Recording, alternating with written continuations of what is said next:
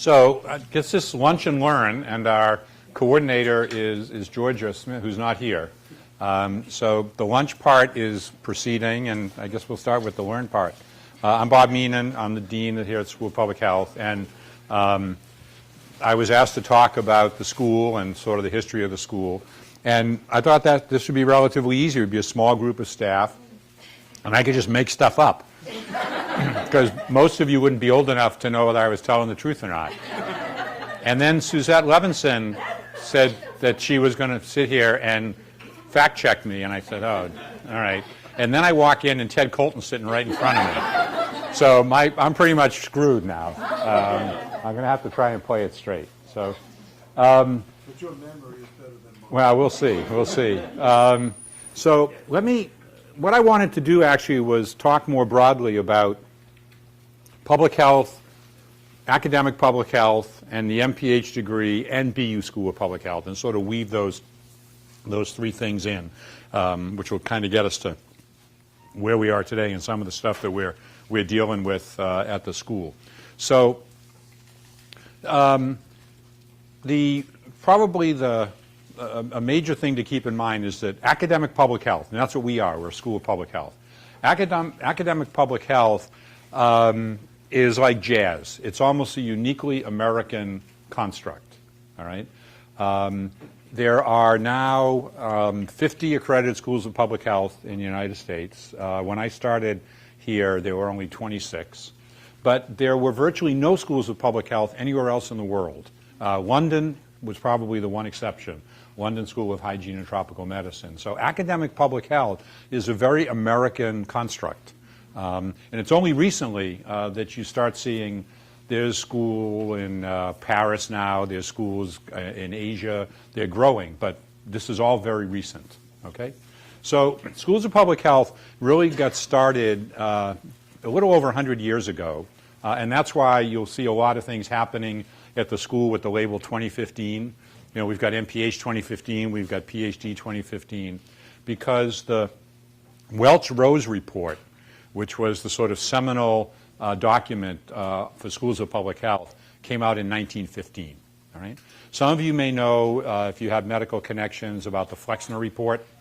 And each of these reports dealt with the education in that particular field. So the Flexner report took what had become kind of an apprenticeship model of medical education in America and said we needed to follow a more German approach with classes and professors and made it much more academic. And the Welch-Rose report took what was sort of a more diffuse training. Back in those days, a lot of it had to do with sanitarians. You know, although the people in West Virginia don't feel this way nowadays, we pretty much can take clean water for granted. But back in those days, sewerage, water was a major, major part of public health. So the Welch-Rose report talked about making academic entities that would teach public health. And clearly, if you look back at what was in the curriculum and in the sphere, it was somewhat different than it is now. And following up the Welch-Rose report, the Rockefeller Foundation gave grants to 3 schools, to Hopkins, Harvard, and Columbia, to really get schools of public health going. Okay? So this would have been about 100 years ago. And the schools of public health started with different organizational arrangements. And clearly one of the critical issues, and it continues to be a critical issue for public health in general and for academic public health, is the relationship with schools of medicine, right? And I've often joked that one of the things I see happening now is that schools of public health spent the last 100 years trying to figure out how to get away from schools of medicine. And increasingly we're trying to figure out how to reconnect and try and make it work better. All right? So the MPH then became the focus for education. So that's another thing that you'll see as a historical trend, is that public health education really is based around the MPH. That was the degree. But if you go back to the MPH in 1915, the only people who got MPHers were doctors, nurses, vets, and dentists. Okay? It was specifically designed as a supplemental degree for clinicians. And that's the way it was for many years. And I think this is true. People may know better, may correct me. I still think you don't get an MPH at Harvard unless you're one of those people. You get an MSPH, okay? So they're continuing the tradition. Harvard also continues the tradition of giving their doctoral degrees as Doctor of Science degrees. And a lot of this stuff is historical, I wouldn't say artifact, but it's based on history where the Arts and Sciences School owned the PhD. So the only way you could give PhDs was to have your degree go through the graduate school, and a lot of schools of public health said, well, screw that, and we want to give our own degrees, so they gave Doctor of Science degrees. And I'll come back to it, we did the same thing when we started, okay? So you've got this, about 100 years ago, really a growth of something called academic public health, schools of public health, started small with this Welch-Rose report, and really focused on giving the MPH to clinicians, doctors, and so forth. And over time, what's happened is that a lot of the growth and evolution of schools of public health came from the fact that they were schools. They became increasingly academic. The mix between education and research started to shift. Okay, so then so you've got public health, academic public health. You've got the MPH degree, and then jumping ahead a few years. So we started in 1915, and so the next major milestone was not long after that. Ted Colton was born, and then somewhere in the late 40s, Bob Meenan was born. So we click ahead by the decade. So then we get to Boston University, so Boston University really started to get involved with the history of where the public health activities come, probably go back into the late 60s, where they set up in the medical school one of the earliest departments of socio-medical sciences and community medicine, I think the name of it is. And many people, there's very few people in this room realize that I am actually the dean of the School of Public Health and the chairman of a department in the medical school. Okay? The department that this School of Public Health grew out of still exists in the medical school. It's a department of, I think, social-medical sciences and community medicine is still the title. And I'm the chairman of that department. So I show up in some arcane org chart along with the chairman of biochemistry and the chairman of physiology, and there I am. Okay? But that department started to deal with teaching. Remember, this is the 60s, and long hair, Birkenstocks, and so forth. And the recognition that doctors needed to learn about this stuff. They needed to learn about broader aspects of health and not just this more technical curriculum. So I actually went to medical school here. I arrived in 1968. And my class was the first class to use the L building. The L building just opened. So when you come in the lobby there, that's the L building. L110 and L112 were my first and second year med school classrooms. And they were starting to have parts of the med school curriculum that taught us about these interesting new things like Medicare and Medicaid. So those things passed in 1965. So as I'm coming in 1968 as a medical student, that stuff was starting to get into the curriculum. Okay? And I remember vividly, I happened to be interested in that. I was a political science major when I was an undergrad. And most of my classmates were like, why do we need to learn this crap? I need to learn the Krebs cycle and physiology and stuff that's really important to being a doctor, and they're teaching about Medicare and Medicaid. So I was actually interested in it, which was sort of a clue as to where I was ultimately headed.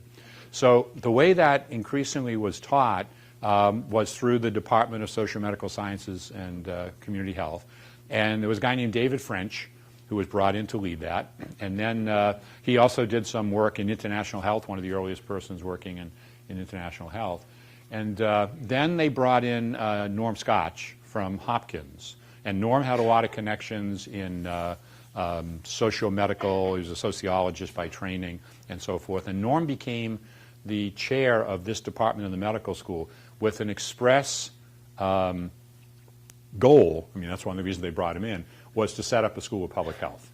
Okay? So they worked and set up, they had a committee to look at the feasibility, et cetera, et cetera. And they set up the School of Public Health through the mid-'70s, and the first students were admitted to an MPH program in 1976. okay? And so that's what we date our anniversaries from, all right? This is a quick aside. Boston University pulled off the remarkable feat of celebrating its 150th anniversary 15 years after its 125th anniversary, okay? And it was a real coup for Silber at the time because he was able to get President Bush I and Francois Mitterrand, the president of France, to come to the BU commencement because it was our 150th anniversary. And the rationale for it, and if you pay attention to how they say this, what happened is BU really started, the date is 1939 now, okay? But if you really look at BU, it started sometime in like the 1850s. But it's then maybe in the 1870s or 1880s, I can't remember when, it annexed a seminary up in Vermont that was older than Boston University. And when it merged with it, it was able to adopt their starting date as our starting date, okay? And so when I came here, I was looking at, they had a 10th anniversary. I was like, damn, they just had the 10th, and how come? And suddenly I realized what they had done is they had celebrated the 10th anniversary on the basis of the first commencement. So they celebrated in 1989 the 10th anniversary because the first commencement was in 1979. So 1989, I came in 1992 and realized, wait a minute, we actually had our first classes in 1976, so we backdated everything. Right? So we went from our 10th to our 15th in 2 years or 3 years or whatever. Okay. So they started a school of public health, and it was approved by the trustees, and it was called Boston University School of Public Health, but it was part of the medical school still. Okay. And I will tell you all honestly now, since I'm kind of on my way out, I can be, true confessions. I will tell folks that I am now in my 22nd year as being Dean of School of Public Health. That's not true. Because for the first 5 or so, I was the director of the School of Public Health, okay? Because I reported to the Dean of the School of Medicine. Yeah, that's right. So here we are. BU starts as a School of Public Health, and it had, I think, if I saw in the books, that then it evolved into like 2 broad departments, were like health services. I can't remember exactly what they were, but it wasn't as developed as it is now. Does that make you the only dean at the School of Public Health? Technically, yes. But we don't do it that way because we think of Norm Scotch as the founding dean. Because the title was, it's like being a Doctor of Science degree versus a PhD. It had to do with just the politics of the university, not with the actual job description. Okay, so School of Public Health started in 1976, and this was an example. We go back now to public health in general, academic public health, and the MPH. So the primary design of the School of Public Health when it started was mid-career MPH students. Okay, it was set up explicitly with evening classes. It was also scheduled with these, 2.5, 3 hour class blocks, so people could come in once a week and take a class and not have to disrupt their work. All right. It also had, quite honestly, the added benefit of increasing classroom usage. You weren't in direct competition with the medical school and dental school classes that tended to be in the daytime. Okay. So the express design originally for the MPH program was for mid-career people who were working at, DPH or the Public Health Commission or other things, to come back and get an MPH to increase their knowledge and potentially also, increase their promotion and job prospects. Okay. Now this was a very real difference from what the MPH had originally been. Okay. The MPH had originally been a supplementary degree for clinicians back in the, 1915, and by the time we started 50 years later, we were really targeting a different group, okay? And that explains why you look and say, wow, that's interesting. There's a lot of classes at night. It's also this, block scheduling, because even if you did everything at night, but you had people coming to the campus twice a week for an hour and a half, that's a whole different logistical problem, okay? And as you'll see, we'll come back to this, the MPH has continued to evolve. It's evolved here and it's evolved nationally, and we've gone from a supplementary degree for clinicians to a mid-career master's degree to essentially an entry-level master's degree, all right? And it actually happened here at BU, really started to see it back when I first came here. So I started in 1992, and I pointed out after 5 years, the difference between my age and the average age of the entering class had changed 2 years. Every year it changed by 2 years. The students got a year younger and I got a year older, okay? So when I started, the average age of the entering MPH student was around 32, 33, and over 5 years it went down to like 27. And now I think it's, 26? It's in that ballpark. It's still, all right? And now it became a whole different group of students because these were students coming directly out of college in many cases or after a year or two, as opposed to the, maybe the mid-30 types that we originally had. It led to interesting hybridization in the classroom, depending on which topic you were teaching. This was either really exciting or really problematic. So I remember the biostatisticians were complaining because the young students were blowing their grading curves. They were too good with the math. They understood it. They could do SAS and stuff like that. And then the population health departments were saying, these kids don't know anything. They're just a little naive. So we integrated it, and it continued to work. But the proportions of those two groups has just steadily shifted. They started coming in the maybe the mid-90s, and it's continued. So our prototypical student who used to be a 33-year-old Department of Public Health employee is now a 24-year-old, relatively fresh out of college student. Okay. So is that true at the other schools? Yes. Yep. And now, but then you get this whole issue. So as this has evolved, now we do, as you know, we do 4+1 programs with the undergraduate students. So these students aren't even out of college yet. They're taking some courses here and then coming for one more year and getting their MPH. Okay. But if we talk about one of the themes, so we've got a theme of academic public health, we've got a theme of the MPH, and we've got a theme of BU School of Public Health. But the other thing that's happened now, if I stick with the MPH theme, is an absolute explosion of bachelor's degrees in public health. Okay? Back when I started, we would have people coming and saying, wow, I didn't even know about public health. This is sort of neat. Let me do this. And now we've got programs cropping up everywhere with bachelor's degrees in public health. All right? So if you think of a supplemental degree for doctors going all the way through the spectrum of degree for a mid-career degree to entry-level master's degree to bachelor's degree, okay? And it's become a very popular field. I went to a talk about 2 months ago, and the introduction was given by the president of Harvard, and it is now the most popular, they don't call them minors, but it's particularly what it is. The most popular minor at Harvard College is public health, okay? So here at BU, we are doing the 4+1 program. We're offering survey classes for undergraduates, but the university has decided not to offer a bachelor's degree in public health. But it still affects us because we no longer can assume that our students coming in don't know anything about public health. And so EPI 101 or EPI 1, we're now going to increasingly see students who have knowledge there, and it affects the pedagogy and how we slot them in and so forth. So going back just 100 years for a supplemental degree for doctors to this whole spectrum of master's degrees, bachelor's degrees, and then finally I think we're seeing a slow but steady reemergence of the DRPH. We set up our program here about 10 years ago, I think. All right.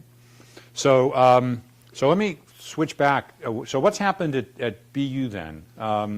So in the time that I've been here, I think when I started, we had roughly 50 full-time faculty. It's now like about 140, something in that ballpark. The annual operating budget was about $12 million. Now it's about 80, 82, okay? We probably had 400 students. Now we've got 1,000. So the place has gotten a lot bigger. The other thing that's happened, and this has been an interesting development at the school, we talk about the Welch-Rose report, and we talk about degrees, and we talk about the education side of a school. Well, as you know, a place like this also does research. And it's been a remarkable evolution of that as well. So when I came in '92, in that modest budget, at least 2/3 of it was from teaching. Okay, that was what the budget looked like. That's how the faculty spent their time. About 2/3 teaching, 1/3 research. Then about 4 years ago, we realized we had reached the point where those ratios had completely reversed. It had become 2/3 research and 1/3 education. All right. And one of the things we've done over the past couple of years is grow our education program because we're trying to keep somewhere in the ballpark of 50-50. It just makes sense in terms of kind of intellectual activity, a balance of work, and quite frankly, for a whole variety of reasons, it makes sense financially as well. So the school has gotten a lot bigger, and it's gotten a lot larger in terms of its research activities. Okay. So what's happened more broadly in public health, and this sort of gets me back to the MPH again. I just finished chairing a national committee on redesigning the MPH. It had this sort of grandiose notion of the MPH for the 21st century. So we've just filed that report. And as many of you know, Lisa Sullivan is leading a task force here to look at our MPH degree and how that works. And what the national task force has recommended is that now that we realize there's this MPH, which used to be kind of the Swiss Army knife and a generalist degree, we've now got a bachelor's degree, we've got Doctor of Public Health. What should the MPH, how should it be positioned, what should it do? And what we've recommended is that the MPH should increasingly be a, oh, yes. Is that it? You're welcome.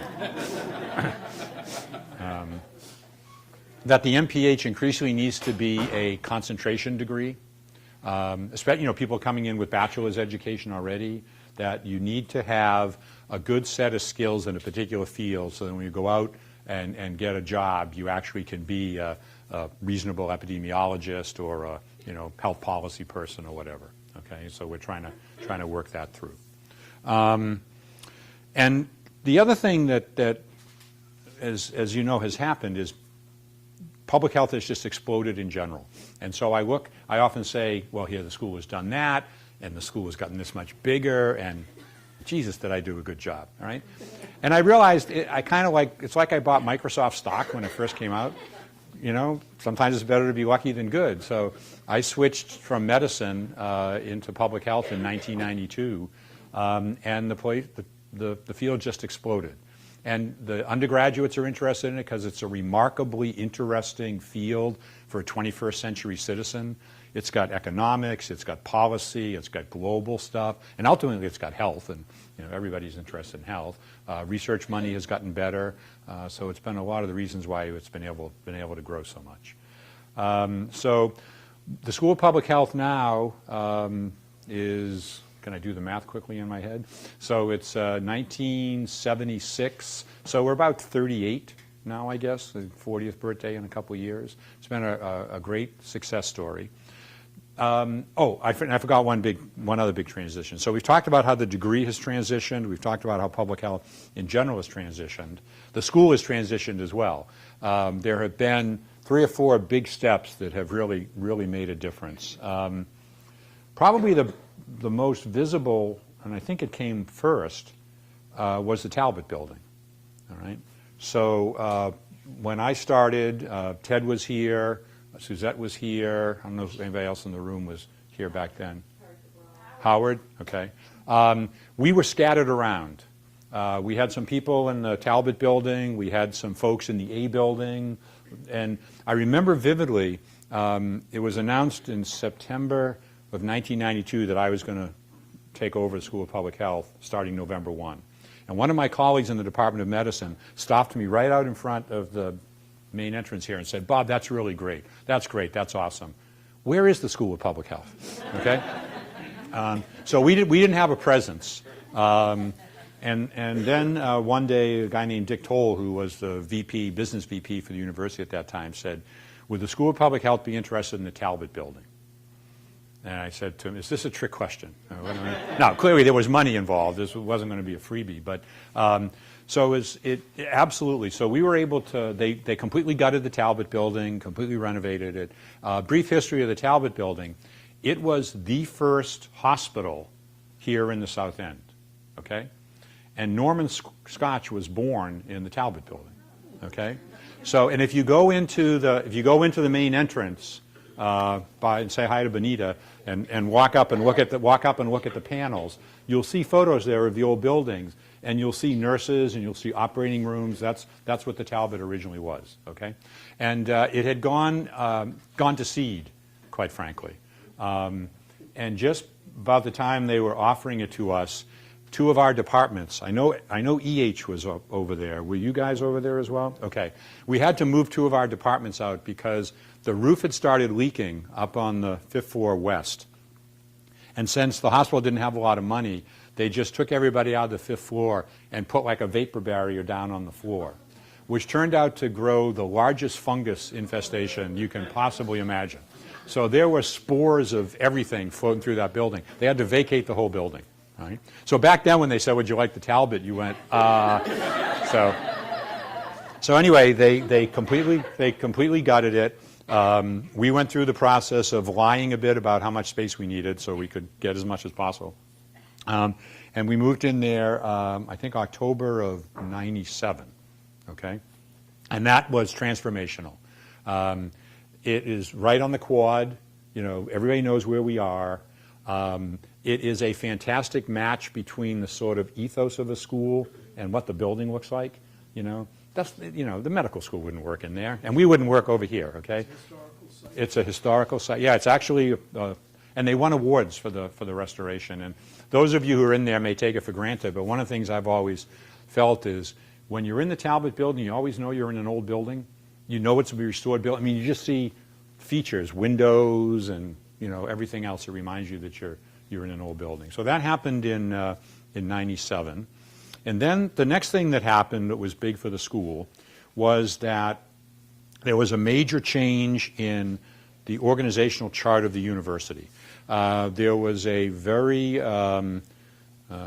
remarkable guy named Dick Egdahl who had been the chairman of surgery at the medical school. And I had actually done some work for him when I was a student. He became the VP for Health Affairs, and he actually oversaw the School of Medicine, the School of Public Health, dental school, Sargent, and social work. Okay, and he did that for a number of years. And then he stepped down, and they created the provost position, which is still there now. So Karen Antman is the provost of the medical campus. But what that did was it allowed them to change the title of the head of the School of Public Health to dean, because they didn't want a dean reporting to a dean, all right? So I literally had this phenomenon where I went to see Aaron Chobanian, who had now been named provost. I went to see him one day and reported to him as the director of the School of Public Health, and he was the dean of the School of Medicine. The next day, he was also the provost of the medical campus, and I reported to him as the dean of the School of Public Health, okay? So it just was a change in title, and I'm trying to remember when that happened. I think it was just after the 92, 97, yeah, maybe 99, something like that. And then the third big change, and I know this is not something that most people think about, it had to do with our finances. And so the School of Public Health used to be set up so that the tuition came into the school, and the school kept 70%, and 30% of it came over to the med school, and the med school covered all our expenses. Okay, and then about, I don't know what it would be now, Pat, 7 years ago, something like that, we switched to a separate budget system where all the money comes to the school. So the tuition money, the grant money, the indirect cost money, the donation money, it all comes to the school, and we pay all our own costs, okay? which is a nice autonomy to have. There's only 3 schools at BU that run that way, the 3 schools on this campus. Every other school at BU gets a budget from the university. So when Pat and I go in and meet with the president, we don't ask him for an amount of money. We just tell him how much we think we're going to make and how we're going to spend it, and how we're doing that strategically. Okay, so it's all evolved quite remarkably. We've gone from being a small program within the medical school to an independent school. We've been doing this at the same time that public health academia has been growing. The research aspects of schools of public health have grown. As I said, we've gone from 26 schools of public health to 50 accredited schools of public health. Each one doing a fair amount of research.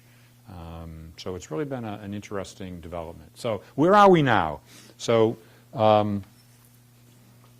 as I said when I sent out my announcement back in November about stepping down, that this is, in general, a very interesting time for higher education. There's a lot of stuff happening, whether it's MOOCs or tuition issues or demographics.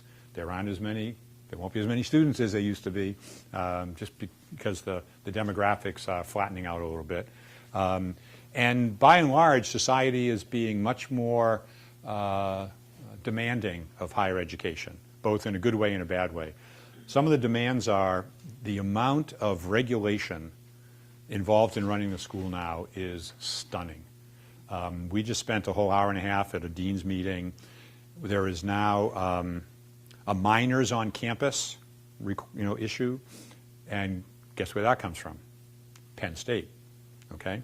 So now if you have minors on campus and you've got to make sure people have background checks and all, stuff you just took for granted. We're doing a good deal, we're bringing some kids from the community in, and now all of a sudden we're going to have to, there's a new regulation on foreign travel by students, okay?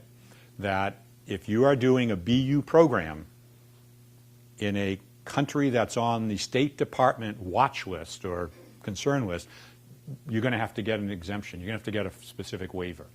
And we even talked about so if you're from Nigeria and you're a student at the School of Public Health, you can go home at intersession, be our guest, okay? But if you want to stay there in the spring to do your practicum, you need permission, okay? Now, I understand where this is all coming from. It's all risk management and so forth, but conflict of interest laws, effort reporting laws, it's remarkable. And I know the faculty at times is frustrated because they say, well, we've only added 5 faculty members in the past year and we've added 10 administrators. Trust me, we don't do it because that's how we want to spend the money, but you can't run it otherwise. So that's the bad part of being challenged by society. But society is also saying, in a sense, justify that you're worth it. You're very expensive now. You have different curricula at Harvard than at BU. This shouldn't be rocket science. Shouldn't EPI 101 look pretty much the same? What's going on here? Even to the point where you talk to different schools and say, what's a credit hour? And nobody has a similar answer. So on the one hand, it's a very challenging time for higher education, but School of Public Health, I think, is in really good shape. I think we are, I've often used the term postmodern in a way. And I like many of the things about the school, that we have enough independence to really chart our own course. I think we are academic without being overly academic. Public health is basically an applied craft. And we are a bit of an ivory tower, but we're a lot more connected to the real world than a lot of schools are. And I sometimes sit in meetings with the deans over on the Charles River campus, and my eyes glaze over in terms of some of the issues that are being played out there, because they're very, very ivory tower-ish. Our faculty don't have tenure, which is quite remarkable. And I think that's going to be something that will happen to almost every school at some point. You can imagine what most society in general thinks about faculty tenure. It seems pretty odd to them. So I think the school is in great shape financially. I think we're in a field that's continuing to grow. We've gotten critical mass in terms of our size. Our applications continue to go up. And I think the challenges for us are, how do we change our MPH so that it fits what students need? How do we manage our costs reasonably? And how's this balance of research going to come out with all the federal cost cutting and budget cutting that's going on. Okay, so why don't I stop there? I've tried to interweave public health in general, the MPH degree, and BU School of Public Health, and sort of take you from where things were about 100 years ago to where they are now, and about, as I said, 38 years of that history includes the BU School of Public Health. Now, let me just ask, as a matter of courtesy, if anybody wants to correct Ted. Can I sort of add? Sure, please. I think what you didn't say, which when I came here in 1980, which is not when the school started, and it was really a very bold venture in public health education. You said how many schools were there? There were only about 20 in the country. Yeah, about. And most states didn't have any school of public health. And the idea of having a new school of public health in the same city as one of the really dominant schools of public health was a very bold experiment. And as Bob said, maybe he didn't stress it enough, it was stressed to me when I came here, the goal, the mission of the new School of Public Health at BU was, just as he said, to train, the word as I heard were workers in the trenches. Maybe I feel like when I talked about this, front lines is better. So it was really not to train the health professional. The goal was not to train who were going to become the leaders in the field. It was saying that those people who were working in the field merited a public education, and some of them would, of course, we would anticipate become leaders in the field. And this was really very new and very successful. I want to make another comment, too, about the organization of BU. I don't know the relationship that Bob has with the medical school and the deans there, but I have previously been at Harvard. I was not at Harvard School of Public Health. I was at Harvard Medical School prior to, well, maybe in the 60s and 70s.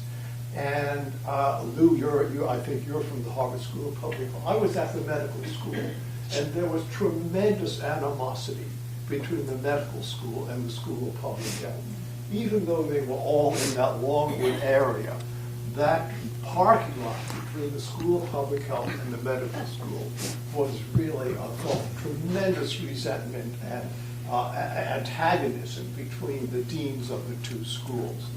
And whatever it is, I think that the model here of the School of Public Health being within the medical school and that connection back and forth is so much easier. At least in my field, my initial field as a biostatistician, this was really great in terms of working with clinicians and not having to cross these differences between the two schools. I want to say another thing about the Talbot building.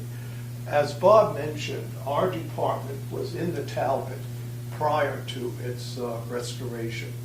And you could hear the mice in the anyone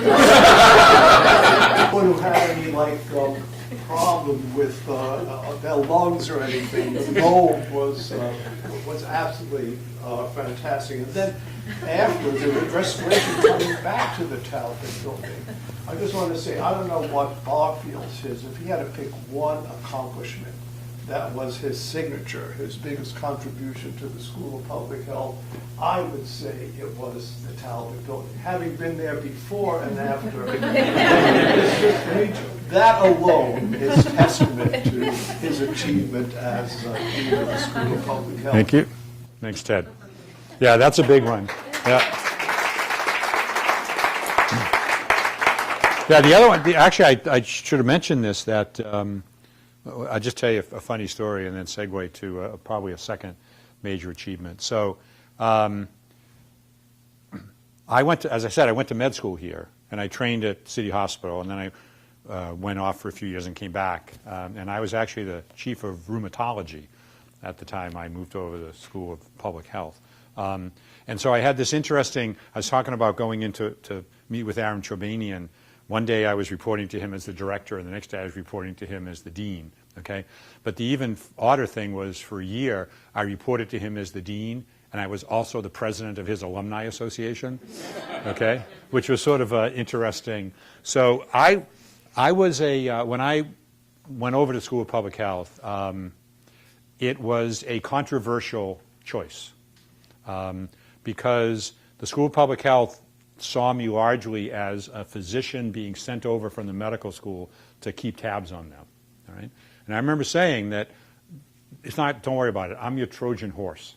I can get more stuff done with the medical school than virtually anybody else because they all know me and they all trust me. And I think by and large it turned out to be that. But my favorite story about this was David Ozanoff, many of you know, was the chairman of environmental health at that time, and he was on the search committee.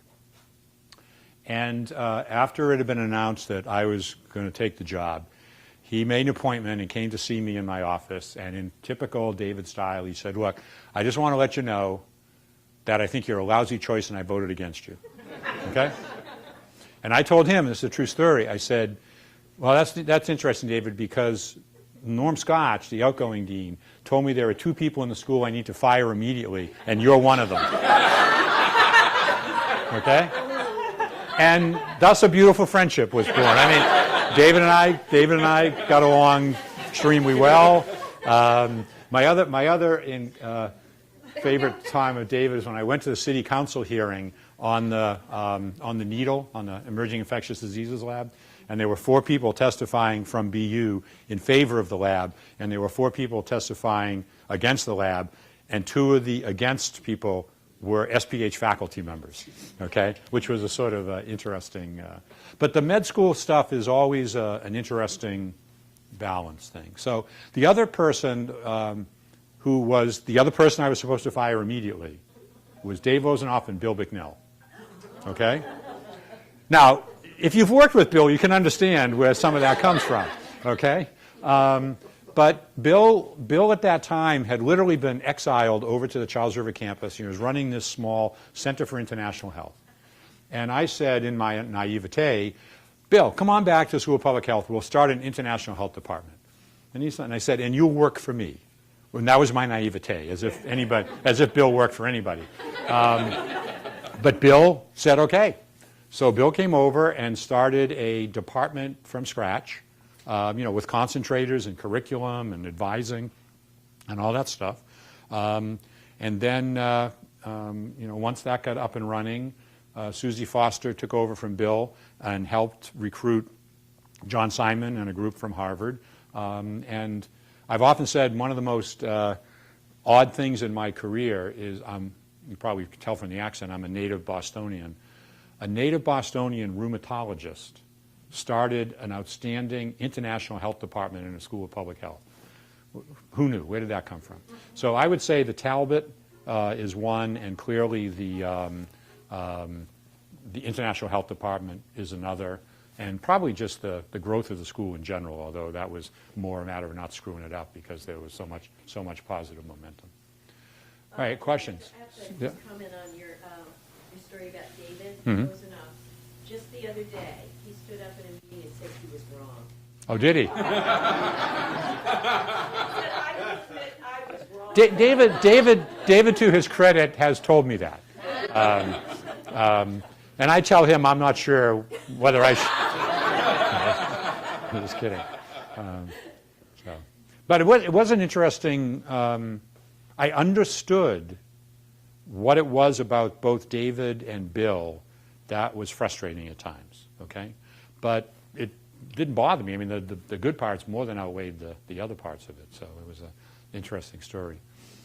Other things, other questions, comments? Yeah. I have a specific question about the Talbot building, Mhm. and a comment. I learned recently that the architect of the Talbot Yeah. building was a pretty well-known architect in Right. New England, and was Ralph Ralph Waldo Emerson's cousin, right. which I think is kind of Yep. But the specific question I have is, I think I read on the wall there was a plaque about the building, and it said that the building had been in the movie The Cardinal. Yeah. So I watched that movie, The Cardinal, and I didn't see it, Yeah. but it might be because it was before the renovation and it's Yeah, could be. changed a lot. Could be. So does No, anyone here know where in that movie No. the building is? No. Oh, okay. No. It just reminds me, the other one that they talk about is the Dowling Amphitheater over at City Hospital was in the movie Coma, and that's about to disappear. So the building was built in 3 parts, as you know, if you go over there. But the other news for folks, if you don't know it, is that we are getting more space in the Talbot fairly shortly. So across the street where campus convenience, city convenience is there, they're moving over to where the bookstore used to be, and there's going to be a Subway opening there too, okay? And that is fairly soon, isn't it? End of the month, okay? Kinko's is moving to where city convenience currently is. It's just across the street. Oh, now wait a minute. This is really going to get me in trouble. And the ATM is moving too. Okay. All right. And Mass Medic is moving. So that has been a rather patchwork part of that One West, and we're going to be able to take it all over and move folks in there. So it really has been and I certainly, you guys all know this. You look at the bus. You look at BU publications. I mean, the Talbot building is all over the place. I mean, they show it on everything. So it was a great move. So, other questions, comments? Yes. Bob, in your 22 years, if you think of any public health crisis or, say, focus that has grabbed the, American population imagination. Yeah. Where we've been able to have some sort of impact or positive effect. Yeah. Well, it's interesting. I talk about the ivory tower thing. A few years ago, everybody remembers 9/11, and you also have to remember that shortly after 9/11, the anthrax letters appeared in the Senate building. And some of my friends said to me, "Man, oh man, you must have been going crazy with all the scares about anthrax." And I said, "I'm a dean. I'm not the head of the public health department." Okay, so academia, for better or worse, tends to ride over those bumps. There's been, I don't know, so if I think back, and this is a piece of history that some folks here will remember. I think the single most, I think the work in the school in the time that I was there that had the most impact on a public health problem was Ralph Hinkson and drunk driving. All right? And Ralph was the chairman of what was then Social and Behavioral Sciences, which is now Community Health Sciences. And Ralph started to do work on this and formed a remarkable alliance with Mothers Against Drunk Driving. So almost all of the things that we take for granted now, 0.08 blood alcohol, so-called per se laws, administrative license revocation, all that sort of stuff, even some of the licensing around 16-year-olds and so forth, came out of the work that Ralph did. And if you look at, and I realize there's other things involved like road engineering and car design and so on and so forth, but if you look at in America, and this is not true internationally, if you look in America at the death in motor vehicle accidents, it just has gone down like a rock.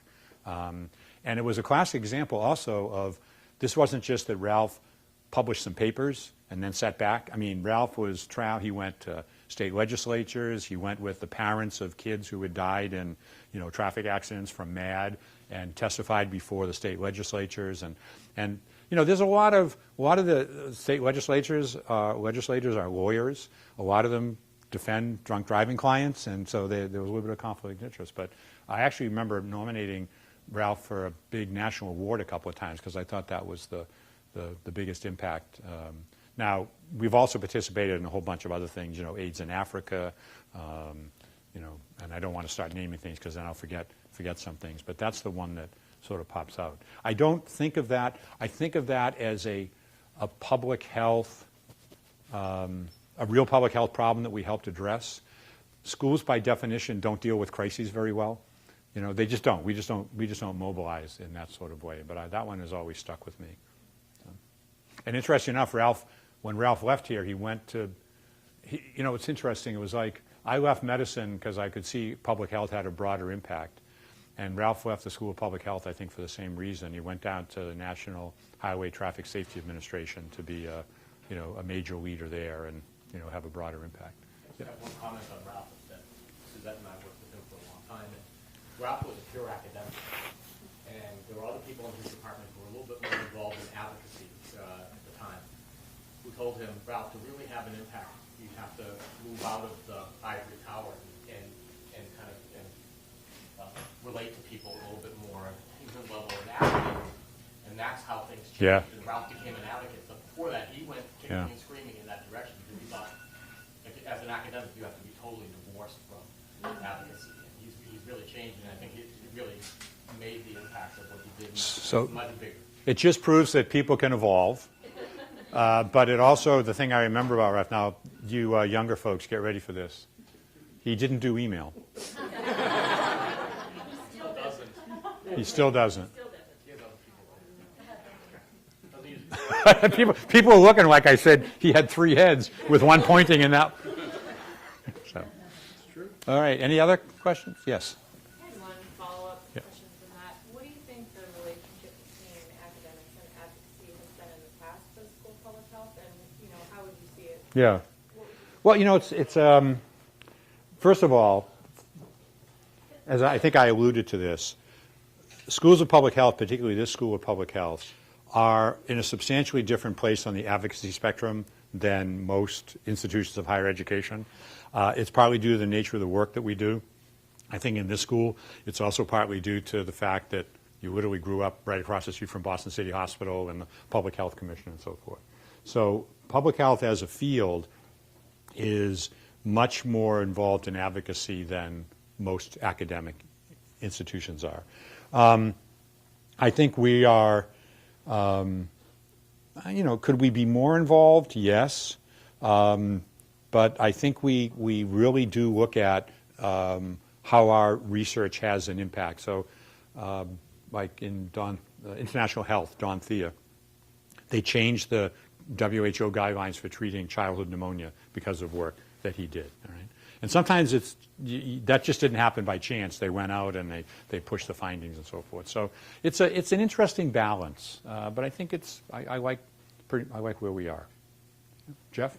One of the things I remember that typifies the school for me is when we had the controversy after opening Crosstown with the traffic and the accidents and that sort of thing. Oh, yeah. That the dean of the school himself was out there with those of us who were protesting around and making a statement about something that needed to be addressed in public health that just said a lot about not being necessarily stuck in an ivory. Well, Jeff, I appreciate that, because when you raised your hand and said you wanted to say something, you remember, I was almost sure it was going to have something to do with beer. Which, by the way, was one of the highlights of my career here. When I had... Take me well not to say. Yeah. Was it my 50th birthday? I think so. It was my 50th birthday. They had a surprise party, and they actually did surprise me. They had 50 different kinds of beer for my birthday. It was great. I took it home. My son and I, it lasted about a week. But there was a thought that counted. What can I say? So. All right. Okay, well, thank you all.